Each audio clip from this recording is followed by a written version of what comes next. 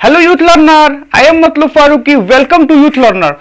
तो ये वेक्टर का लेक्चर चल रहा था जिसमें हम लोग का जो सीरीज चल रहा था उसमें हम लोग देख रहे थे कि वेक्टोरियल मैथमेटिक्स क्या होता है।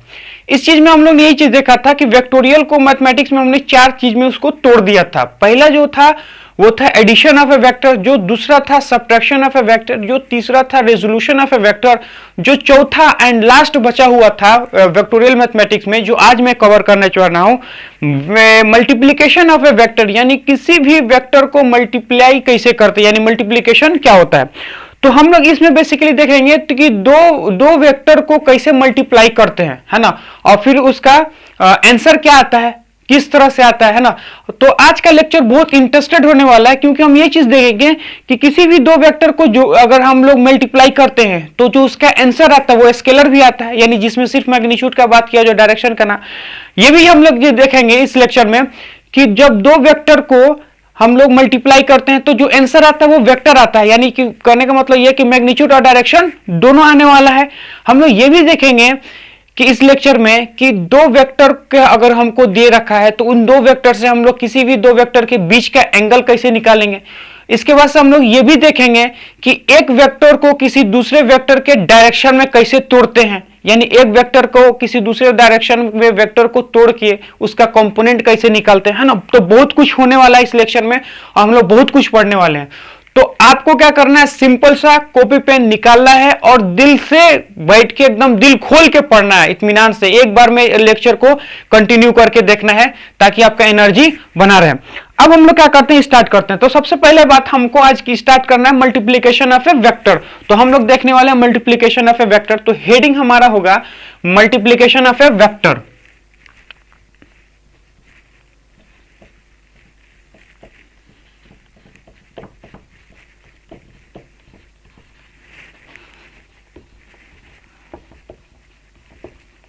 है ना, multiplication of A vector, vector का मल्टीप्लीकेशन हमको पढ़ना है। तो वेक्टर का मल्टीप्लीकेशन जो होता है वो हम लोग के सिंपल अलजेब्रिक मैथमेटिक्स से थोड़ा सा अलग होता है, क्योंकि सिंपल मैथमेटिक्स में हम लोग क्या देखते हैं कि 2 इंटू 2 कितना होता है हमारे पास 4, लेकिन यहां पे कुछ ऐसा नहीं होता, यहां पे अलग होता है। जैसे हम लोग क्या देखे थे कि 2 + 2 जोड़ते हैं सिंपल मैथमेटिक्स में तो 4 आता है, लेकिन वेक्टर में वही चीज देखते हैं तो वो डिपेंड कर जाता है कि कितना आता है ना। 2 + 2 तो 4 भी आ सकता है और 0 भी आ सकता है, और 0 और 4 के बीच में कुछ भी हो सकता है क्योंकि वो एंगल पे डिपेंडेंसी था। इसी तरह यहां पे भी कुछ भी हो सकता है, वो डिपेंड करता है एंगल पे। पहले हम लोग देखते हैं क्या है। तो मल्टीप्लीकेशन ऑफ ए वेक्टर अगर हम लोग देखें तो मल्टीप्लीकेशन ऑफ ए वेक्टर हमारे पास दो तरह का होता है।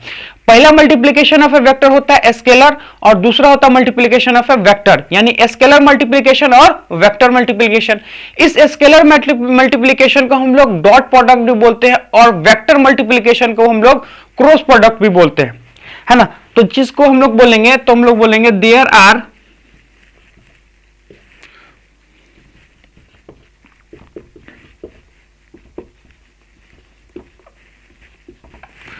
are two type of multiplication।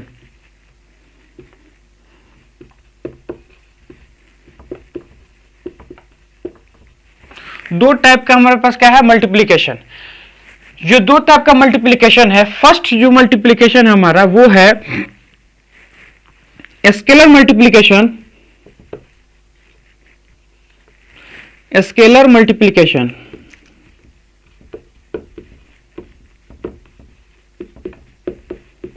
और जो सेकेंड है हमारा वो है वेक्टर मल्टीप्लिकेशन।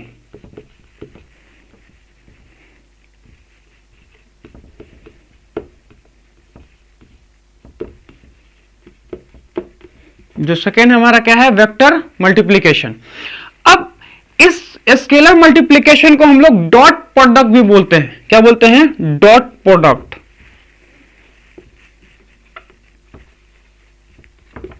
और इसको हम लोग बोलते हैं वेक्टर प्रोडक्ट नहीं, इसको हम लोग बोलते हैं क्रॉस प्रोडक्ट,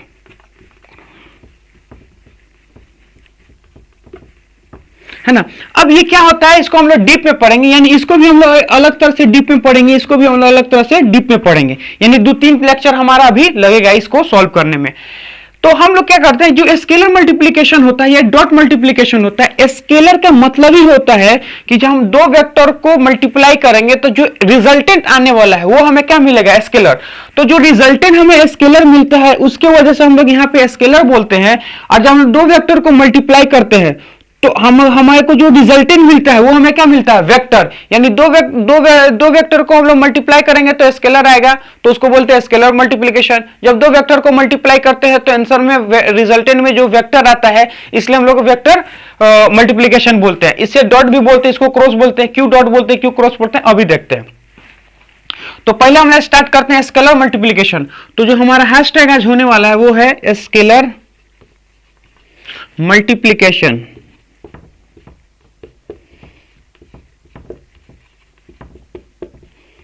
है ना, स्केलर मल्टीप्लिकेशन। अब ये जो हमारा स्केलर मल्टीप्लिकेशन है वो क्या होता है उस चीज को देखिए। स्केलर मल्टीप्लिकेशन को समझने के लिए हमें क्या है कि सपोज मान लेते हैं कि दो वेक्टर को कंसीडर कर लेते हैं। ये है हमारे पास फर्स्ट वेक्टर और ये है हमारे पास सेकेंड वेक्टर, यानी दो वेक्टर, एक ये वेक्टर और एक ये वेक्टर, और इन दोनों के बीच का एंगल कितना है, थीटा। अगर सपोज मान लीजिए हमें दे रखा है ए वेक्टर और बी वेक्टर और इन दोनों वेक्टर के बीच का एंगल दे रखा है, क्या दे रखा है, ए वेक्टर बी वेक्टर और इन दोनों के बीच का एंगल। तो अगर हमसे पूछे कि इसका मल्टीप्लिकेशन करो, यानी ए और बी का मल्टीप्लिकेशन करना है, और ए और बी का मल्टीप्लिकेशन कौन सा मल्टीप्लिकेशन करना है, स्केलर मल्टीप्लिकेशन, क्योंकि हमारे पास दो मल्टीप्लिकेशन है, एक स्केलर मल्टीप्लिकेशन और एक वेक्टर मल्टीप्लिकेशन। लेकिन उन्होंने क्या कहा है कि स्केलर मल्टीप्लिकेशन करना है। तो स्केलर मल्टीप्लिकेशन के लिए क्या है, तो अकॉर्डिंग टू डिफिनीशन के हिसाब से क्या बोलता है, डिफिनीशन हमें यह बताता है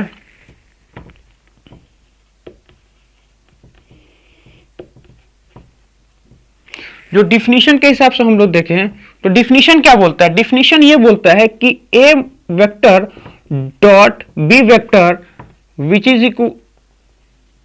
is equal to A vector का मॉड बी वेक्टर का मॉड इनटू cos थीटा। ये होता है डिफिनीशन।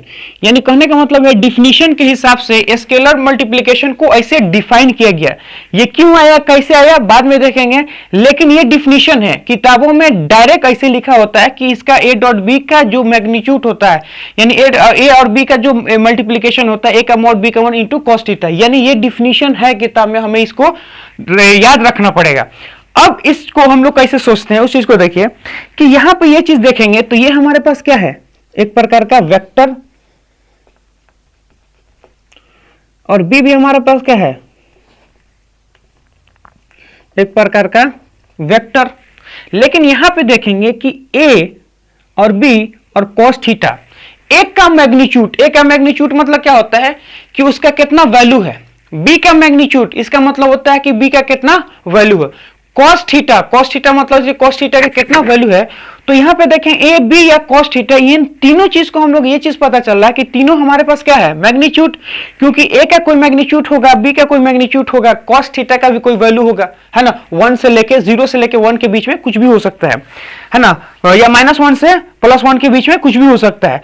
तो यहां से देखेंगे कि जो लेफ्ट हैंड साइड है उसमें हम लोग देखेंगे दो वेक्टर को मल्टीप्लाई किया, लेकिन उसका रिजल्ट में हमें क्या मिल रहा है, स्केलर, यानी यहां पे कोई वेक्टर नहीं है। इसका मतलब यह है कि जब भी दो वेक्टर का डॉट करते हैं, डॉट का मतलब यहां से देखिए, इसको हम लोग बोलते हैं डॉट, इसको हम लोग क्या बोलेंगे, डॉट। तो यहां से हम लोग ये देखें कि इधर अगर दो वेक्टर को मल्टीप्लाई करते हैं तो जो रिजल्टेंट आता है हमें क्या मिलता है, स्केलर आता है। क्यों, क्योंकि इस साइड में सिर्फ और सिर्फ हमारे पास क्या है, मैग्नीट्यूड, और मैग्नीट्यूड का मतलब ही क्या है, स्केलर, क्योंकि वो उसमें कोई डायरेक्शन नहीं है, सिर्फ मैग्नीट्यूड है, इसका मतलब स्केलर है। तो दो वेक्टर को मल्टीप्लाई करते हैं तो जो रिजल्टेंट आता है वो हमारे पास स्केलर आता है। तो इस चीज को हम लोग बोलेंगे मैग्नीट्यूड है, क्या है, मैग्नीट्यूड है, मींस रिजल्टेंट जो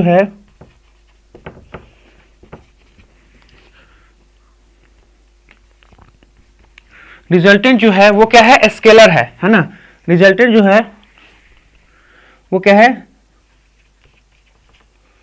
स्केलर है, रिजल्टेंट जो हमारा क्या है, स्केलर है।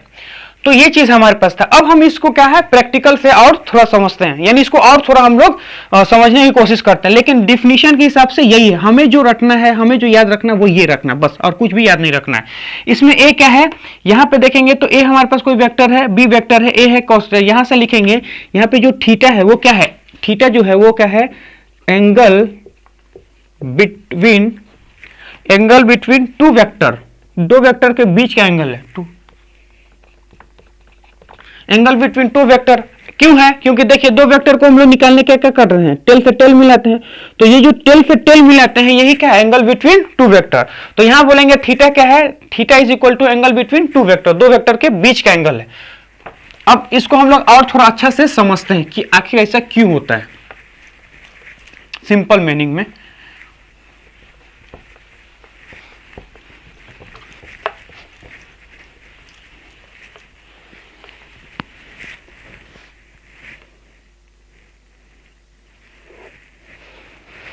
ये चीज देखिए कि अगर सपोज मान लेते हैं कि ये हमारे पास कोई ए वेक्टर है ना, कोई सा भी जनरल ए वेक्टर ले लिया, और यहां से हम लोग मान लेते हैं कोई बी वेक्टर है, और ये इनके बीच का एंगल कितना है, थीटा। तो ये है हमारा ए वेक्टर और ये है हमारा बी वेक्टर। यानी कहने का मतलब ये है कि ये है ए वेक्टर और ये है बी वेक्टर, इसको बोलते हैं ए वेक्टर और इसको बोलते हैं बी वेक्टर। अब यहां से अगर हम लोग बोलें कि यहां से हमको क्या निकालना है, डॉट प्रोडक्ट, तो अगर हम लोग बोलें ए वेक्टर बी वेक्टर है ना, ए का मैग्नीट्यूड और बी का मैग्नीट्यूड इनटू cos थीटा। अब इसी चीज को हम लोग कुछ अदर तरह से लिखते हैं। कैसे लिखते हैं कि ए को ऐसे ही लिखते हैं, बी को ऐसे लिखते हैं, ए को ऐसे ही लिखेंगे, और यहां पे हम लोग क्या करेंगे, बी cos थीटा, इसको अलग लिख लेंगे। अब यहां पे ये देखिए हमें कुछ ये चीज दिखला रहा है। अब बी cos थीटा का मतलब क्या है, यानी बी का मॉड इंटू cos थीटा का मतलब क्या होता है कि बी cos थीटा का मतलब ये एक प्रकार का कंपोनेंट है बी का। हम लोग कंपोनेंट कैसे तोड़ते हैं, cos थीटा sin थीटा। इसका मतलब ये है कि इस बी का कंपोनेंट किस डायरेक्शन में, ए के डायरेक्शन में। तो हम लोग यहां पे ये भी तो बोल सकते हैं A dot B which is equal to A vector multiplication में magnitude of component of B along A, यही तो हम बोल सकते हैं। तो हम ये लिख सकते हैं कि मैग्नीट्यूड ऑफ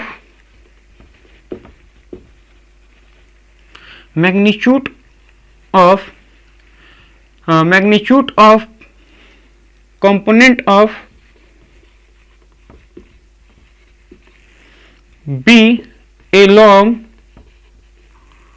ए, यानी कहने का मतलब magnitude of component of B along A, यानी कि ए बी का कंपोनेंट किसके अलोंग में, ए के अलोंग में।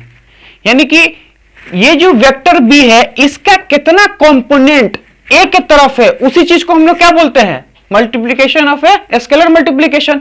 क्योंकि यहां पे देखिए फर्स्ट वेक्टर यानी जो ए वेक्टर का मॉड है, लेकिन बी वेक्टर का मॉड नहीं है, बी वेक्टर का मॉड नहीं है, बी cos थीटा है। यानी इसका एक वो पार्ट जो ए के अलोंग है, यानी कि ए तो पूरा है, ए तो पूरा है, लेकिन बी का एक इफेक्ट है जो किसके डायरेक्शन में, ए के डायरेक्शन में।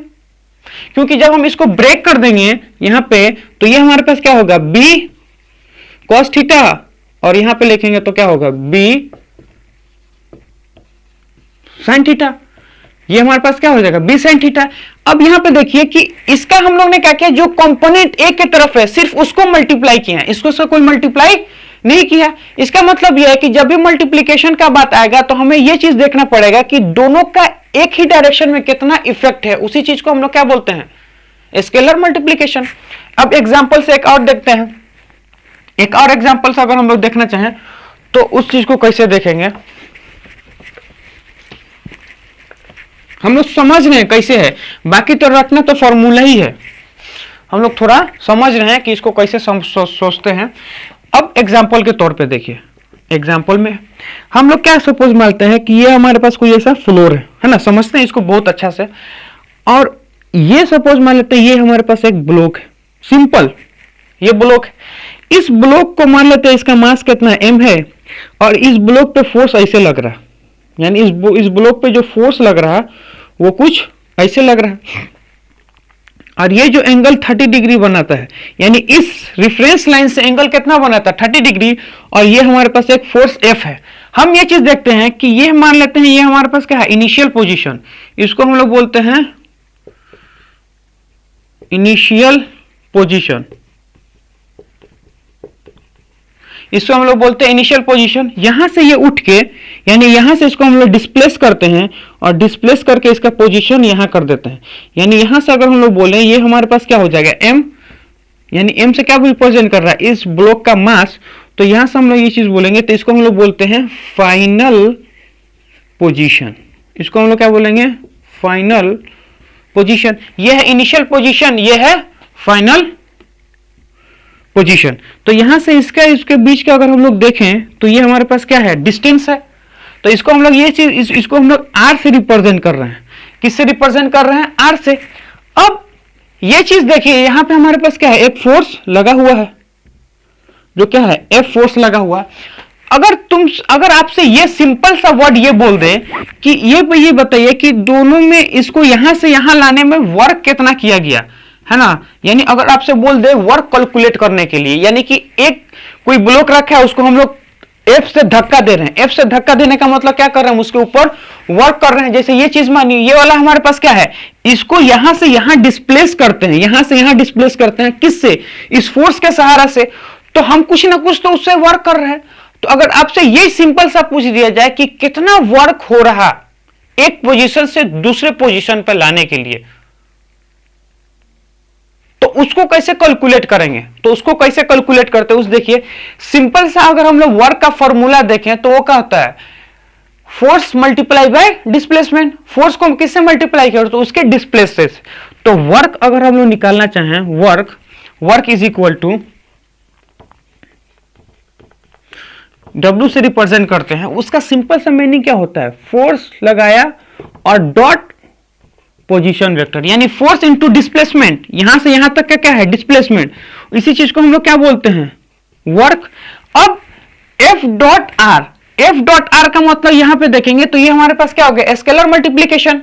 अब F डॉट आर को हम लोग बोलते हैं स्केलर मल्टीप्लीकेशन। और स्केलर मल्टीप्लीकेशन को कैसे लिखते हैं, तो स्केलर मल्टीप्लीकेशन को हम लोग सिंपल सा लिखते हैं कि A का मॉड और B के मॉड के जगह पे कितना है, आर बी का mod into cos theta, into cos theta. अब यहां पे थीटा क्या है, एंगल बिटवीन टू वेक्टर। अब इसको हम अरेंज करना चाह रहे हैं। अब देखिए कैसे इसको अरेंज कर सकते हैं, यानी हम इसको कैसे लिख सकते हैं, इसको देखिए। अब देखिए यहां पे इसका क्या मजा है। अब यहां पे यह चीज देख रहा है कि पोजीशन तो हमारा पूरा है, यानी पोजीशन हमारे पास क्या है, पोजीशन वेक्टर। यानी यहां से यहां तक देखें जो डिस्प्लेसमेंट है, फर्स्ट पोजीशन से सेकंड पोजीशन पे गया है, तो यहां पे क्या है, पोजीशन का चेंज हुआ। ये हमारे पास क्या है, डिस्प्लेसमेंट। इस डिस्प्लेसमेंट को देखें तो यहां पर हम लोग पूरा डिस्प्लेसमेंट लिखे, लेकिन फोर्स पूरा नहीं लिखे हैं। F cos theta, F cos theta मतलब क्या है कि फोर्स का वो कंपोनेंट जो डिस्प्लेसमेंट के एलोंग हो। वर्क निकालने में हमने क्या किया, डिस्प्लेसमेंट को तो पूरा रख दिया, लेकिन फोर्स का वो कंपोनेंट जो डिस्प्लेसमेंट के एलोंग हो, मैंने पूरा फोर्स को नहीं रखा। F डॉट आर में F का मैग्नीट्यूड रखा, R का मैग्नीट्यूड रखा, लेकिन जो हमने F का मैग्नीट्यूड रखा उसमें पूरा F नहीं रखा। उसमें क्या रखा, सिर्फ उसका वो कंपोनेंट जो डिस्प्लेसमेंट के एलोंग हो। क्योंकि यहां से अगर हम लोग इस चीज को देखें तो इसका हम लोग दो कंपोनेंट तोड़ सकते हैं। यानी अगर हम लोग बात करें कि इस F का, तो इस F का हम लोग ये देखते हैं कि F का हम लोग क्या कर सकते हैं, दो कंपोनेंट ब्रेक कर सकते हैं। ये है हमारे पास F, तो इसका हम लोग दो कंपोनेंट कैसे ब्रेक करेंगे, ये है हमारे पास 30 डिग्री। तो यहां से अगर हम लोग बोले तो दो कंपोनेंट में इसको ब्रेक कर दो, तो ये हमारा कितना होगा, F cos थीटा, और ये हमारा कितना होगा, F sin थीटा। तो ये हमारे पास क्या होगा, F cos थीटा, ये हमारे पास क्या होगा, F sin थीटा। लेकिन यहां पर देखिएगा जब भी हम वर्क निकालते हैं तो हम इसको नहीं लेते हैं, हम इसको लेते हैं। इसको इसलिए लेते हैं कि इसी फोर्स के कारण डिस्प्लेसमेंट हुआ है। हमारे पास जो टोटल फोर्स था उस टोटल फोर्स की वजह से इस डायरेक्शन में डिस्प्लेसमेंट नहीं हुआ है। इसलिए नहीं हुआ है क्योंकि इस फोर्स का इस डायरेक्शन में इफेक्ट कितना है, इस डायरेक्शन में इफेक्ट है F cos थीटा। इस फोर्स का इस डायरेक्शन में कितना इफेक्ट है, तो इस फोर्स का इस डायरेक्शन में इफेक्ट है F cos थीटा, पूरा F नहीं है। क्योंकि जब हम इसका कंपोनेंट तोड़ते हैं तो एफ कॉस थीटा इस डायरेक्शन में इफेक्ट है और एफ साइन थीटा उस डायरेक्शन में है, लेकिन अगर डिस्प्लेसमेंट हमारा इस डायरेक्शन में हो रहा है तो हम इसी डायरेक्शन के फोर्स से इंटरेस्टेड है, तो ये हमारे पास आ गया। तो ऐसा हम लोग देखते हैं, यानी कहने का मतलब स्केलर में अगर हम लोग ये चीज देखें कि दोनों वेक्टर का सेम डायरेक्शन में कितना इफेक्ट है, उसी को बोलते हैं स्केलर। कुछ ना याद आए कोई दिक्कत नहीं, हमारे पास एक फॉर्मूला याद रखना है, बस इसी फॉर्मूला के ऊपर हम लोग सारा कुछ काम आज करने वाले हैं, यानी जो भी काम होगा इसी पे होगा। तो जो भी काम होने वाला है सिर्फ इसी पे होगा। अब हम लोग क्या करते हैं कि इसका कुछ स्पेशल केस ले लेते हैं, है ना। तो स्पेशल केस, तो हैशटैग अगर हम लोग बोले हमारे पास क्या आएगा, स्पेशल केस को देखते हैं, यानी अब हम लोग किसको देखेंगे, स्पेशल केस को। अब स्पेशल केस क्या होता है उस चीज को देखिए। सपोज मान लेते हैं कि हमारे पास जो फॉर्मूला आया है, यानी a vector dot B vector का जो फॉर्मूला है उसमें क्या देखते हैं कि ए का मैग्नीट्यूड है, बी का मैग्नीट्यूड है इंटू कॉस थीटा है ना। अब यहां पे थीटा क्या है, यहां पे अगर बोले तो थीटा इज इक्वल टू क्या है, angle between A vector and B vector. अब यहां पे ये चीज देखते हैं कि यहां पे जो ए का मैग्नीट्यूड बी का मैग्नीट्यूड तो फिक्स है, लेकिन दो वेक्टर के बीच का एंगल बदल सकता है। यानी कहने का मतलब यह है कि एक फोर्स इधर, मान ली ए इधर लग रहा है तो बी ऊपर लग रहा है, तो इनके बीच में कितना एंगल हो गया, 90 डिग्री। लेकिन अगर हमेशा इस तरह नहीं होगा, सपोज मान लेते ए भी इधर लगा बी भी इधर लगा, तो अब इन दोनों के बीच में एंगल कितना हो गया, 0 डिग्री। एक इधर लगा एक इधर लगा, तो अब कितना होगा, 180 डिग्री। इसका मतलब यह है कि मल्टीप्लीकेशन जो है ए का मैग्नीट्यूड बी का मैग्नीट्यूड, उसके बाद से उसमें है थीटा। ये जो थीटा है ना, ये डिपेंड करता है कि कितने एंगल पे है। अब ये डिपेंड करता है कितने एंगल पे, अगर ये चीज चेंज हो रहा है मतलब ए डॉट बी भी चेंज हो रहा है, यानी ए डॉट बी यानी स्केलर मल्टीप्लिकेशन जो होता है वो किस चीज पे डिपेंड कर गया है, थीटा पे। जैसे जैसे आप थीटा चेंज करोगे तो ऐसे क्या चेंज होगा, ए डॉट बी भी। तो इसको देखते हैं। पहला हम अगर केस ले लें, अगर बोले केस 1, अब मान लेते हैं केस 1 में अगर हम लोग देखें तो if theta is equal to 0, इसका मतलब ये हो गया हमारे पास cos theta is equal to कितना हो गया, 1। क्योंकि जब भी थीटा का वैल्यू क्या होता है, जब भी थीटा का वैल्यू 0 होता है तो कॉस का वैल्यू कितना होता है, 1। इसका मतलब ये है कि ए जो वेक्टर है वो इस डायरेक्शन में है और जो वी वेक्टर है वो भी क्या है, इसी डायरेक्शन में है। ए भी इसी डायरेक्शन में है और बी भी इसी डायरेक्शन में है, तभी इन दोनों के बीच का एंगल कितना है, 0। क्योंकि दो वेक्टर के बीच का एंगल क्या होता है, टेल से टेल मिला देंगे। तो अगर इन दोनों को सटाएंगे तो टेल से टेल मिलेगा तो कितना आ जाएगा, एक दूसरे पे लाई कर जाएगा। इसका मतलब इन दोनों के बीच का एंगल कितना है, 0। तो देखते हैं इस केस में क्या होता है। तो ए वेक्टर डॉट बी वेक्टर, यानी कि ए का मैग्नीट्यूड और बी का मैग्नीट्यूड इंटू कॉस थीटा। तो ए का मैग्नीट्यूड हमारे पास कितना है, तो ए का मैग्नीट्यूड देखेंगे तो ए का मैग्नीट्यूड तो ए ही है और बी का मैग्नीट्यूड तो बी ही है। कॉस थीटा के अगर हम लोग बात करें तो कॉस थीटा की जगह क्या रख सकते हैं, ए। इसका मतलब कि ए का मैग्नीट्यूड और बी का मैग्नीट्यूड ये हमारे पास क्या होगा, ए डॉट बी। यानी अब ये चीज हम बोल सकते हैं ए वेक्टर डॉट बी वेक्टर, यहां पे क्या होगा, मैक्सिमम वैल्यू होगा। ये हमारे पास क्या है, मैक्स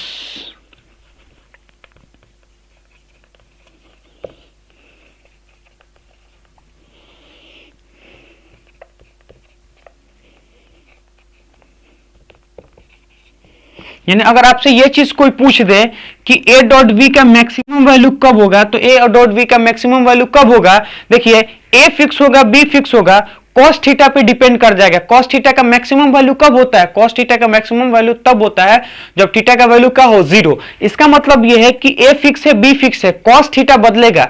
यानी कॉस थीटा जैसे सबसे मैक्सिमम होगा तो ए डॉट बी भी क्या होगा, सबसे मैक्सिमम। और कॉस थीटा मैक्सिमम कब होता है, जब थीटा का वैल्यू 0 हो। तो A dot B is equal to A B cos theta, है ना। तो ये हमारे पास आ गया maximum value of A dot B. ये हो गया केस 1। अब देखते हैं केस 2। केस 2 में हम लोग स्टडी करते हैं। केस 2 में हम लोग क्या देखेंगे, उस चीज को देखिए कि केस 2 में देखेंगे इफ, सपोज मान लेते हैं कि if theta is equal to 90 degree, तो कॉस हमारे पास कितना हो जाए, cos 90 degree is equal to 0, यानी जब थीटा का वैल्यू कितना होगा 90 डिग्री तो कॉस का वैल्यू कितना होगा 0 डिग्री, नहीं कॉस का वैल्यू, कॉस 90 का वैल्यू कितना होगा 0, यानी कॉस में थीटा का वैल्यू होगा 90 तो कॉस 90 का वैल्यू कितना होता है 0। इसका क्या वैल्यूएशन है, यानी ये क्यों लिख रहे हैं, उसका ये चीज है कि सपोज मान लेते हैं कि ए जो वेक्टर है वो इधर है और v जो वेक्टर है वो इधर है, यानी a ये है और b ये है, इसको हम लोग क्या लिखेंगे 90 डिग्री, ये a है और ये b है, इन दोनों के बीच का एंगल कितना हो गया 90 डिग्री, क्योंकि दोनों को, दो वेक्टर को टेल से टेल मिलाते हैं तो वही क्या होता है एंगल बिटवीन टू वेक्टर। अब इन दोनों वेक्टर को हमने क्या किया टेल से टेल मिला दिया, यानी a हमारा ये है b हमारा ये है, इन दोनों के बीच का एंगल कितना है 90 डिग्री।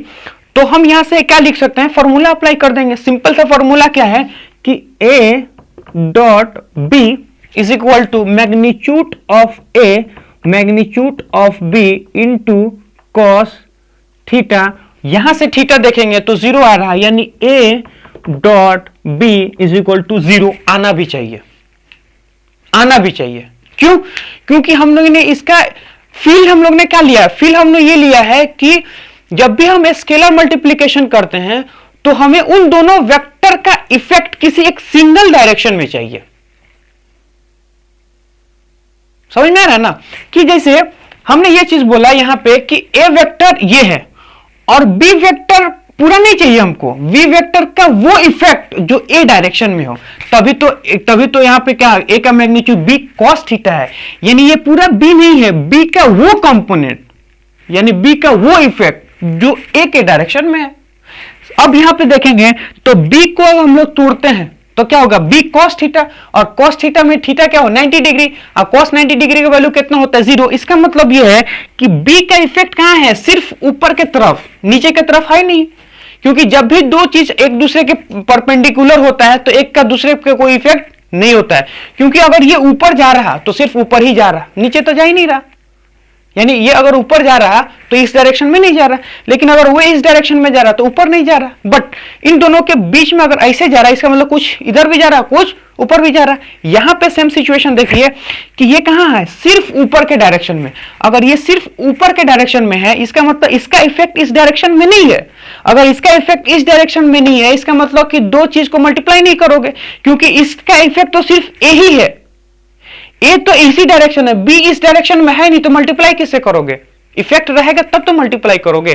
जैसे यहां पे देखिए इसका एक इफेक्ट इधर है एक इफेक्ट उधर है, तो जो इसका इधर वाला इफेक्ट था उससे हम लोग क्या करते हैं डिस्प्लेसमेंट से मल्टीप्लाई कर दिए तो आगे आंसर है ना। जैसे इसमें देखिए ए का भी इफेक्ट इधर है, बी का भी इधर है और दोनों का फुल है, तो दोनों का फुल है तो फुल से मल्टीप्लाई हो गया, फॉर्मूला के हिसाब से आ गया है ना। तो ये केस, अब देखते हैं केस थर्ड के बारे में। तो केस थर्ड को देखने के लिए हमें इसे मिटाना होगा।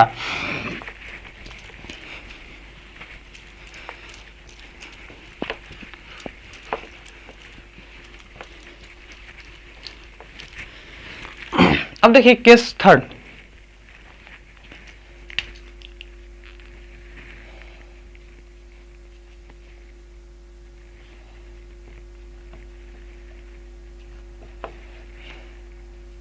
केस थर्ड में क्या होता है, इफ यदि मान लेते हैं theta is equal to 180 degree तो कॉस 180 डिग्री कितना हो जाएगा -1, तो cos 180 डिग्री कितना हो गया -1, यानी कहने का मतलब है कि जब भी थीटा का वैल्यू कितना होगा 180 डिग्री, अगर थीटा का वैल्यू कितना हो गया 180 डिग्री तो cos का वैल्यू कितना होगा -1।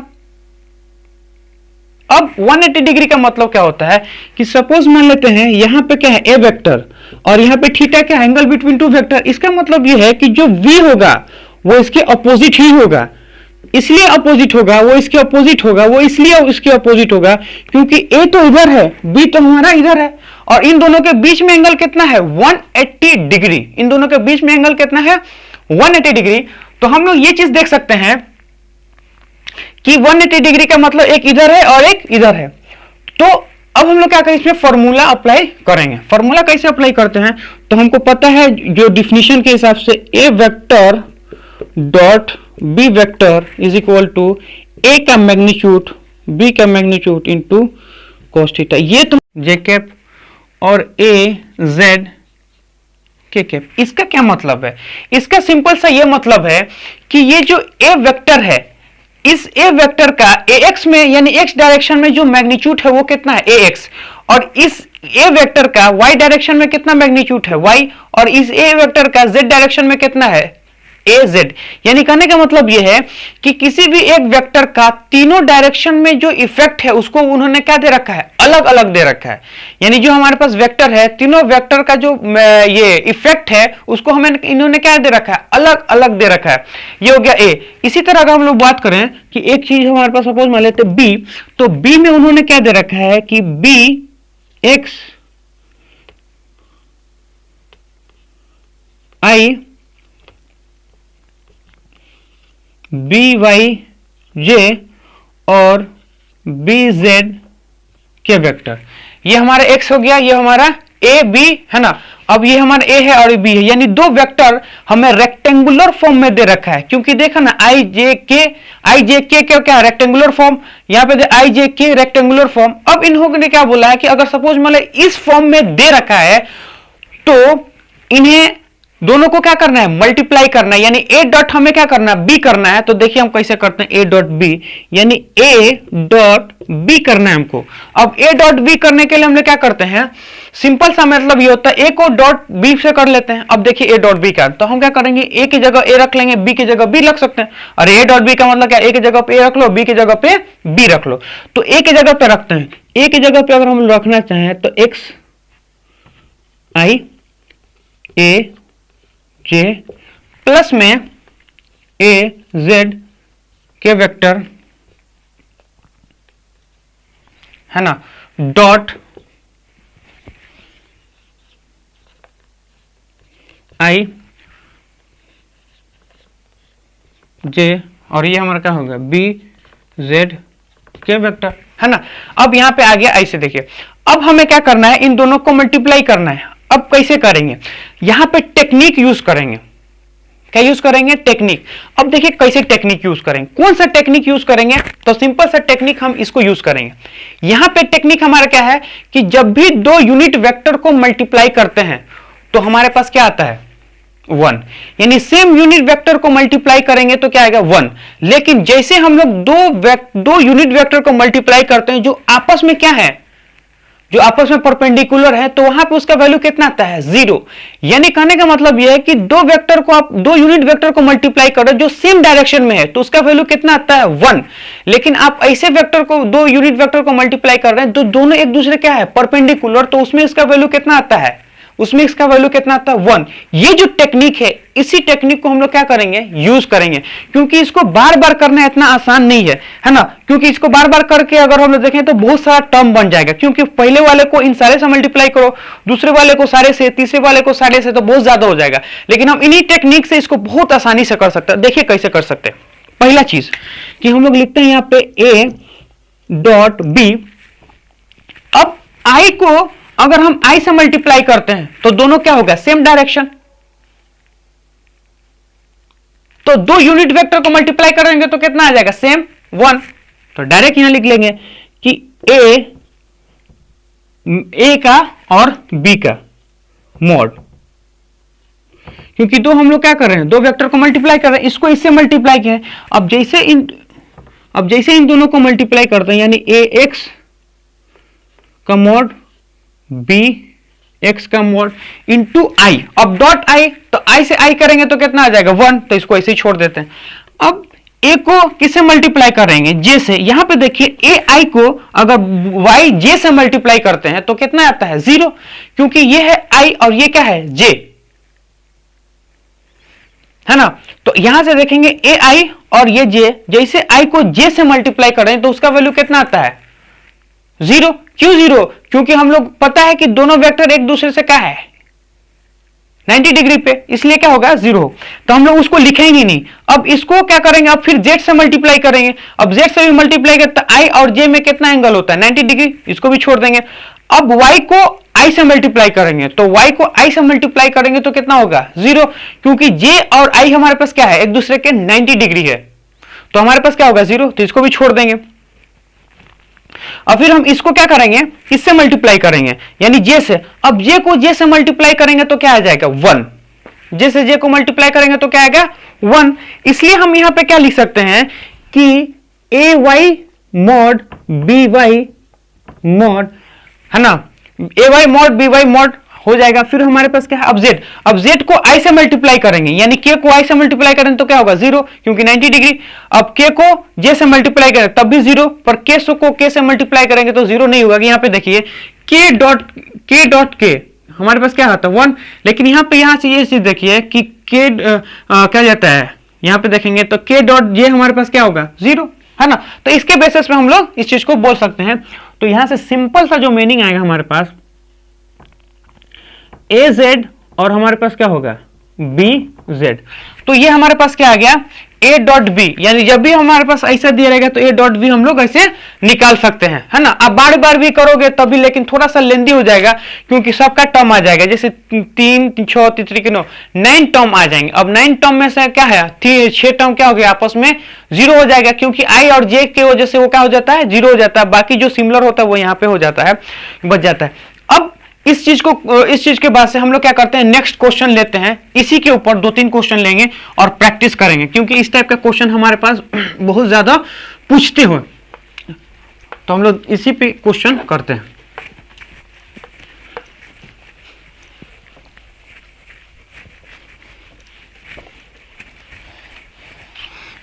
अब क्वेश्चन देखिए, पहला क्वेश्चन, इफ ए वेक्टर है, सपोज मान लेते ए वेक्टर है। अब ए वेक्टर कितना दे रखा है उस चीज को देखिए। तो उन्होंने दे रखा है 10i 10j 10k, और जो बी दे रखा है हमारा वो दे रखा है 5i 5j 5k।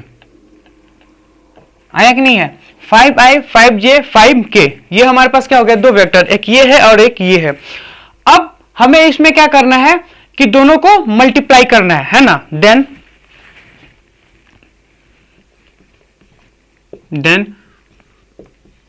Find the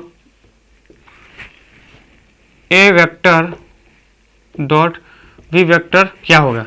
तो ए डॉट बी वेक्टर क्या होगा, तो ए को लिख लेंगे और बी को लिख लेंगे। तो यहां से लिखेंगे a dot b dot is equal to क्या, ए को लिख लेंगे 10i 10j और ये क्या होगा 10k डॉट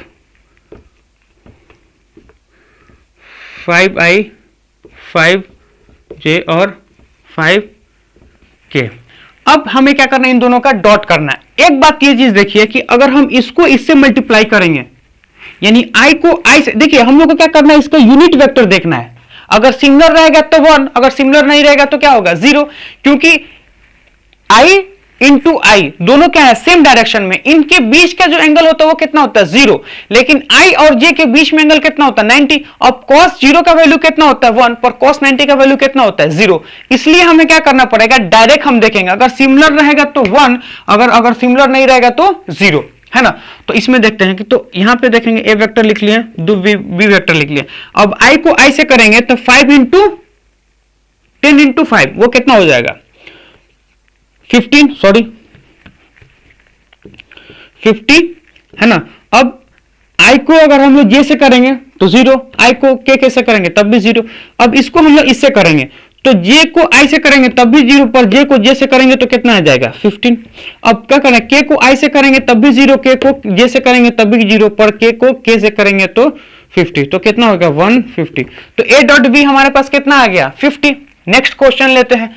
नेक्स्ट क्वेश्चन क्या है वो देखिए, इफ सपोज मान लेते हैं कि a वेक्टर है 4i 3j और 2k, एंड जो v वेक्टर है वो कितना है, वो है हमारा 5i 6j और 7k, दो वेक्टर है। देन फिर से वही बोलता है, then find the a dot b क्या होगा, यानी हमें क्या फाइंड आउट करके बताना है, ए डॉट बी क्या होगा। सिंपल सा मीनिंग है, फिर से वही करेंगे। हमको क्या करना है, ए डॉट बी, तो ए की जगह ए रखेंगे और बी की जगह बी रख देंगे। तो यहां से हम लोग सोल्यूशन अगर हम लोग लिखना चाहें तो ए की जगह ए लिखेंगे और बी की जगह पी लिखेंगे। तो ए की जगह हमारा क्या है, ए की जगह पे ये है हमारा, यानी 4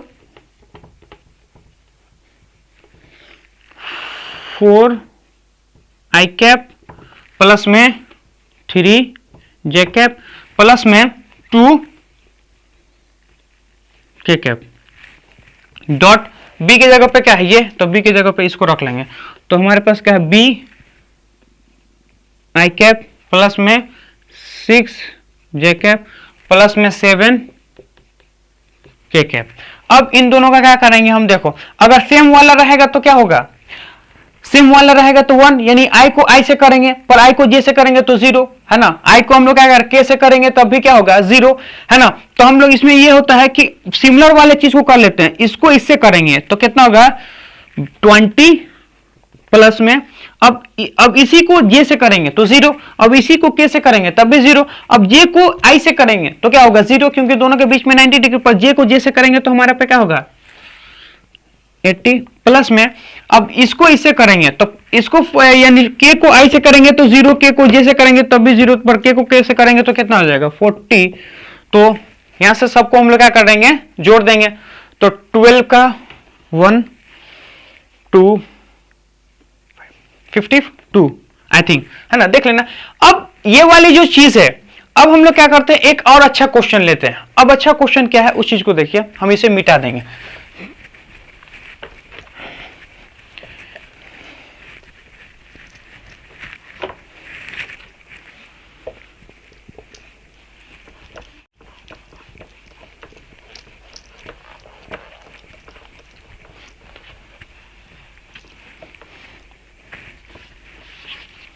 अब बड़ा वाला क्वेश्चन, अलग टाइप का क्वेश्चन क्या बोलता है कि सपोज मान लेते हैं, क्वेश्चन है कि इफ ए हमारे पास कोई वेक्टर है जो कि z, ये हमारे पास क्या है z है, z आई, ज्यादा ऊपर हो जा रहा क्या, क्वेश्चन है हमारा if A vector z I plus में 2 जे प्लस में 3 K, A is equal to Z I plus में 2 जे प्लस में 3 के, और बी जो हमारा वो है 3 आई 5 जे प्लस में 10 के। अब ए वेक्टर है और बी वेक्टर, दो वेक्टर हमारे पास। अब इनका ये कहना है कि if a and b are perpendicular, यानी ए और बी आपस में क्या है परपेंडिकुलर, तो बताइए कि z का वैल्यू क्या होगा। इफ इतना है ना, ये इतना है, तो इफ इज इक्वल टू इतना ना, एंड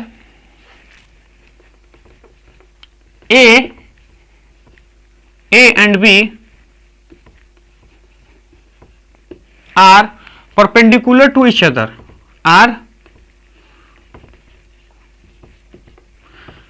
are perpendicular to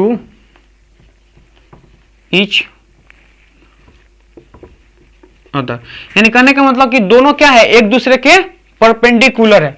एक दूसरे के परपेंडिकुलर का मतलब ये होता है, सपोज मान लेते हैं, सॉल्व इसको करते हैं कि ए अगर इधर है, सपोज मान लेते हैं, और बी हमारा कुछ इधर है, तो इन दोनों के बीच में एंगल कितना होगा 90 डिग्री, यानी थीटा का वैल्यू कितना होगा 90 डिग्री, क्योंकि ए और बी हमारे पास क्या है, ए और बी हमारे पास एक दूसरे के परपेंडिकुलर है। एक दूसरे का परपेंडिकुलर होने का मतलब दोनों के बीच का एंगल कितना होगा 90 डिग्री।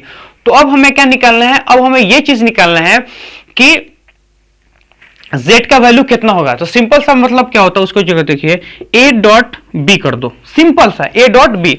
अब a डॉट बी किए हैं तो a की जगह क्या रखेंगे, a को, और b की जगह क्या रखेंगे b को, तो a की जगह a को रखते हैं है ना। अब लगते हैं i को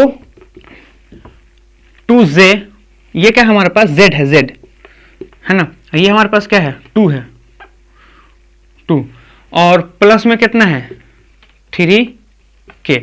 अब डॉट में हम लोग क्या लिखेंगे 3, तो ये हमारे पास कितना होगा 3 आई कैप 5 जे कैप प्लस में कितना होगा 10 के कैप। अब ए डॉट बी हो गया। अब हमें ये चीज पता है कि इनको अगर हम लोग बात करेंगे सिमिलर वाला, यानी आई के साथ आई मल्टीप्लाई हो गया, बाकी दूसरे के साथ क्या हो जाएगा, जीरो हो जाएगा। तो आई को आई के साथ लगा लेते हैं, तो ये आई है ये आई है, तो कितना होगा 3z, क्योंकि इन दोनों से मल्टीप्लाई कर देंगे। पर आई को जे से करेंगे तो जीरो, आई को के से करेंगे तब भी जीरो, पर 2 को आई से करेंगे तो जीरो, पर जे को जे से करेंगे तो जीरो नहीं होगा, तो कितना होगा 6। अब सेम यहां पे देखेंगे कि फिर क्या करेंगे, के से करेंगे तब भी जीरो हो जाएगा। तो अब 3 को आई से करेंगे तब भी जीरो, 3 को जे से करेंगे तब भी जीरो, 3 को के से करेंगे तब जीरो नहीं होगा, क्योंकि हमारे पास क्या है, जो सेम होता है उसका वैल्यू 1 हो जाता है। तो ये 3 से इसमें करेंगे तो कितना होगा 30 डिग्री 30। अब इन दोनों को जोड़ेंगे तो हमारे पास कितना आ रहा है 36। तो यहां से बोलेंगे 3 प्लस में 36, और इसको बोल देंगे 0। क्यों, इसलिए है ना, या फिर इसको अभी 0 मत लिखो, हमको ये पता है we know that a dot b, यानी ए और एक दूसरे के परपेंडिकुलर होता है, तो उसका वैल्यू कितना होता है 0 डिग्री। यानी अगर हम लोग ये चीज बोले ए डॉट बी 0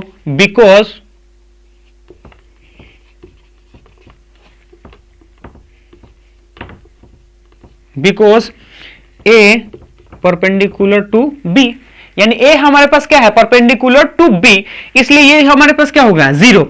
अब इस चीज को देखिए कि ए बी इक्वल 0 है, तो हम इसके इक्वल में भी क्या कर सकते हैं 0, यानी a dot B is equal to z plus में क्या होगा 3, और यही किसके 0 होगा। तो यहां से हम लोग ये चीज देखेंगे कि 36 को हम लोग उधर फेंक देंगे, तो 36 को हम उधर फेंकेंगे तो माइनस में 3z, तो z इज इक्वल टू कितना हो जाएगा माइनस में 36 डिवाइडेड बाई 3, तो z इज इक्वल टू कितना आ जाएगा 12, माइनस में 12। यानी कहने का मतलब है कि जब z का वैल्यू -12 होगा तो a और b एक दूसरे का क्या होगा परपेंडिकुलर। यहां से याद रखेगा जब भी आपको क्वेश्चन में ये बोले कि a परपेंडिकुलर टू b, इसका मतलब यही होता है कि a और b को जब हम उन दोनों का डॉट करते हैं तो हमको किससे इक्वेट करना पड़ेगा 0 से। यानी जब भी बोले a परपेंडिकुलर b, इसका मतलब इन दोनों का डॉट निकाल के हम किससे इक्वेट कर सकते हैं 0 से। तो इस टाइप का क्वेश्चन है। अब ये तो ठीक है, अब इसमें कुछ अच्छा प्रोफाइल का क्वेश्चन क्या आता है उस चीज देखिए। कभी कभी हमें ये चीज पूछता है कि दो वेक्टर है हमारे पास और दोनों वेक्टर का मैग्नीट्यूड दे रखा है, तो अगर दो वेक्टर हमारे पास दोनों का मैग्नीट्यूड दे रखा है, तो उन दोनों वेक्टर से हमें उन दोनों वेक्टर के बीच का एंगल निकालना है। यानी कहने का मतलब है to use the dot product two vector, यानी क्या जाता है डॉट प्रोडक्ट को यूज करके दो वेक्टर के बीच का एंगल निकालना है। क्या निकालना है, दो वेक्टर के बीच का एंगल। अब दो वेक्टर के बीच का एंगल कैसे निकलता है वो चीज को देखते हैं। पहले इसको मिटाना होगा।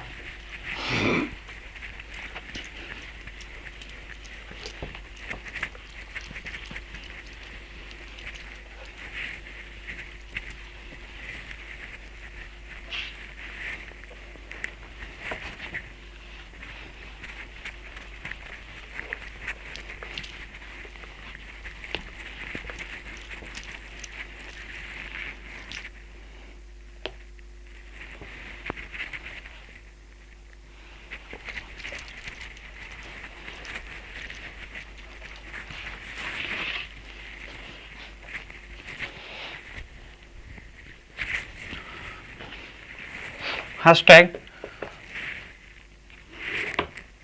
using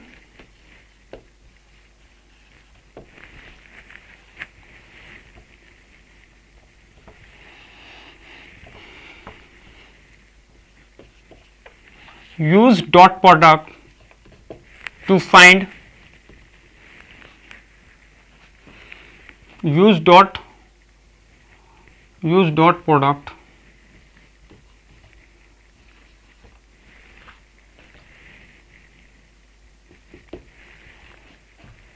to find angle between two vector।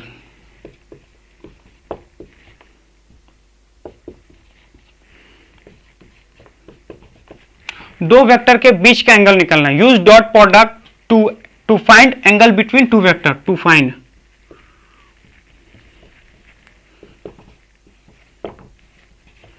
To find angle between two vector, दो वेक्टर के बीच का एंगल हमको फाइंड आउट करना है। अब देखिए कैसे फाइंड आउट करते हैं। तो सिंपल सा मतलब ये होता है कि हमें दो वेक्टर दिया रहेगा, हमें उन दोनों वेक्टर का एंगल निकालना है।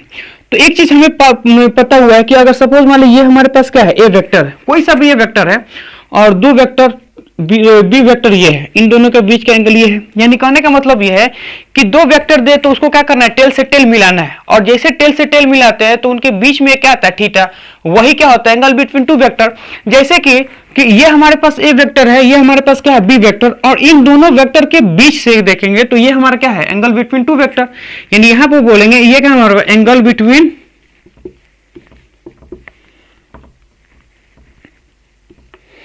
Two vector.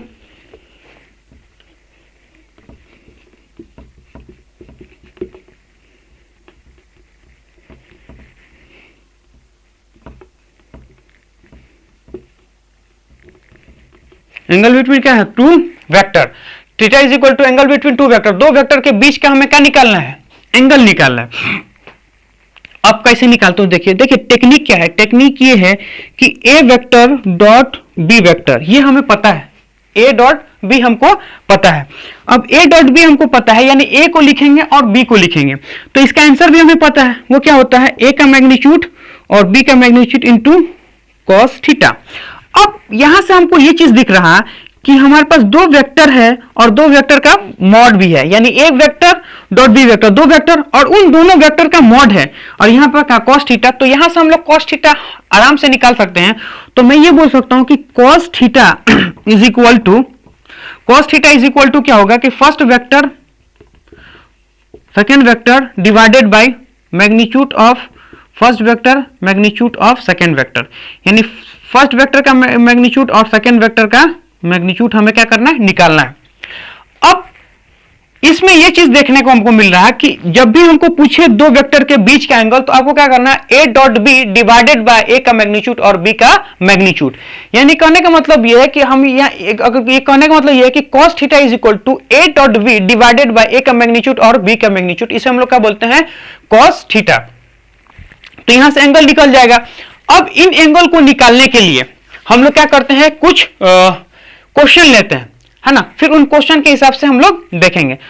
तो क्वेश्चन क्या है उस चीज को देखिए। सपोज मान लेते हैं एग्जांपल में, अगर हम लोग बोलें कि एग्जांपल हम निकालें, तो सबसे पहला एग्जांपल ले लें कि if a is equal to, यानी ए वेक्टर अगर सपोज मान लें 10i दे रखा है और 10j रखा है और 10k दे रखा है, 10i 10j और क्या होगा 10k, 10i plus 10j plus में 10k, और जो v वेक्टर होगा हमारे पास वो होगा 5i प्लस में 5j प्लस में 5k वेक्टर, यानी 5i 5j 5 और k, यानी a वेक्टर कितना होगा 10i 10j प्लस में 10k, 5i 5j 5k।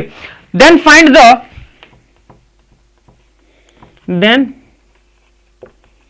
Find the angle between two vector.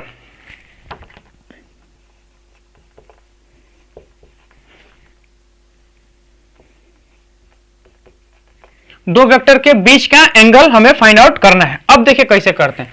तो फर्स्ट वेक्टर को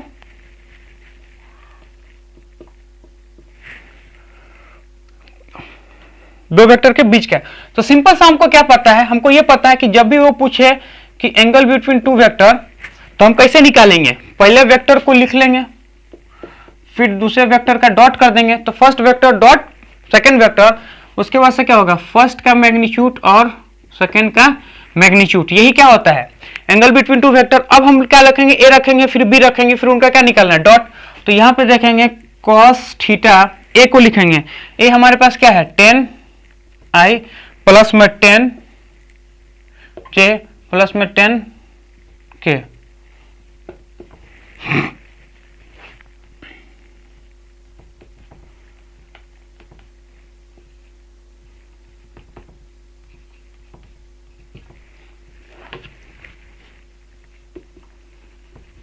अब हम क्या करें, ए का मॉड और फिर हमें क्या चाहिए, बी का मॉड। अब ए का मॉड कैसे निकालते हैं, तो हमें पता है ए का मॉड कैसे निकालते हैं। ए का मॉड निकालने क्या है, जो भी वेक्टर थे उसका क्या करना है, रूट कर देना है। मान लेते हैं कि ये हमारे पास क्या है, ए वेक्टर। जब भी ए वेक्टर देते तो उसका क्या करना है, रूट निकाल देना है। तो फर्स्ट वेक्टर हमारे पास क्या है, 10i प्लस में 10j प्लस में क्या है, 10k। अब हम लोग बोले इसी मॉड का क्या चाहिए, मॉड। तो अगर हम इसी कहते हैं तो रूट के अंदर क्या होगा, फर्स्ट। तो हम ये देखेंगे कि A square plus B square plus में सी का स्क्वायर, यानी अगर हम लोग ए का स्क्वायर बी का स्क्वायर प्लस में सी का स्क्वायर, फिर उसका क्या होगा, रूट।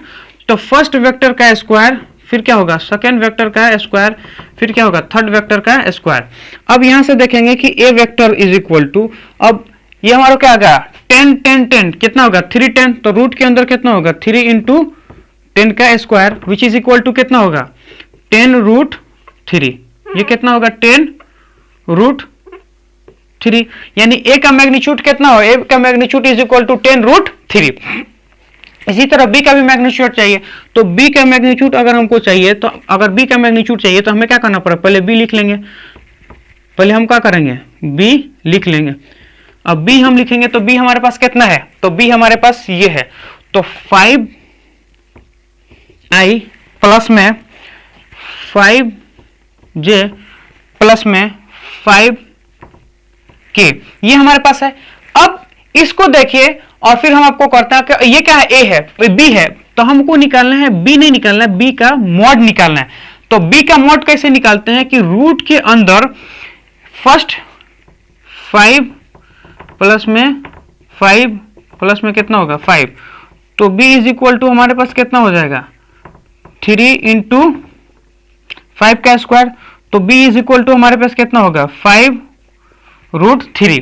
तो ये हमारे पास क्या होता है, उस चीज को देखिए कि b mod is equal to क्या होता है, 5 रूट 3।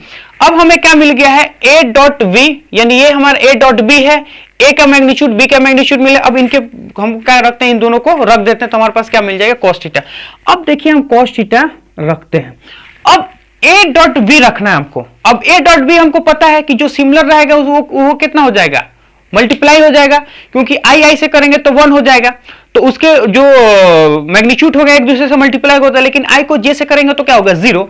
सिमिलर में यहां देखेंगे कि आई को आई से करेंगे तो कितना हो जाएगा, 15। अब आई को जे से करेंगे तो 0, आई को के से करेंगे तब भी 0। यहां पे क्या होगा, जे को आई से करेंगे तब भी 0, पर जे को जे से करेंगे तो कितना होगा, मल्टीप्लाई होता है, वो कितना हो जाएगा, प्लस में 50।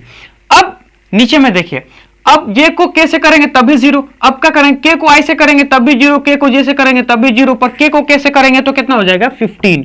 तो यहां लिख लेते हैं 15 डिवाइडेड बाई ए और बी, यानी ए हमारे पास है और बी हमारे पास है। अब ए का मॉड रखना है और बी का मॉड रखना है। ए का मॉड कौन है, ये। बी का मॉड कौन है, ये। तो यहां से हम लिखेंगे 10 रूट 3 मल्टीप्लाई बाई, यानी एक का, और यहां पे रखेंगे दूसरे वाले को, यानी कितना होगा, 5 रूट 3। यहां से एक चीज देखिए कि 50 प्लस 50 प्लस 50 जो कितना होगा, 350। यहां पे देखिए ये कितना है, 10 रूट 3 प्लस में 5 रूट 3। अब एक चीज यहां से ये चीज देखिए कि इन दोनों का क्या है, प्लस नहीं मल्टीप्लाई में है। एक चीज ये देखिए कि इस 0 को इस 0 से काट दो, इस 5 को इस 5 से काट दो। अब यहाँ पे ये चीज है कि ऊपर कितना है, तो यहाँ पे देखेंगे 3 और नीचे रूट के अंदर 3, रूट के अंदर 3। तो रूट के अंदर 3 होगा तो कितना होगा, 3। तो इसको काटेंगे तो कितना हो जाएगा, 1। अब यहां से हमको ये चीज पता चल रहा है कि cos theta is equal to 1। जब भी cos theta is equal to 1 तो थीटा इज इक्वल टू कितना हो जाएगा, 0 डिग्री। यानी कहने का मतलब ये है कि यहां पे हमारा वैल्यू कितना आ जाएगा, 1। ये चीज देखिए कि 50 प्लस 50 प्लस 50 जोड़ेंगे तो कितना होगा, 3 इंटू 50, 3 इंटू 50। नीचे क्या आ रहा है कि 10 रूट 3 इंटू 5 रूट 3। तो अगर हम ये चीज बोलेंगे तो यहां से देखिए इस 0 को इससे 0 से कट जाएगा, यानी 50 को अगर 10 से कटेंगे तो 5, इस 5 को इस 5 से काट देंगे, ऊपर कितना 3, रूट के अंदर 3, रूट के अंदर 3 तो कितना होगा 3, तो ऊपर भी 3 नीचे भी 3, 3 कट गया तो कितना आ गया 1। तो यहां देखेंगे cos theta is equal to 1। जब भी cos थीटा का वैल्यू कितना होता है, 1, यानी थीटा का वैल्यू कितना आता है, 0।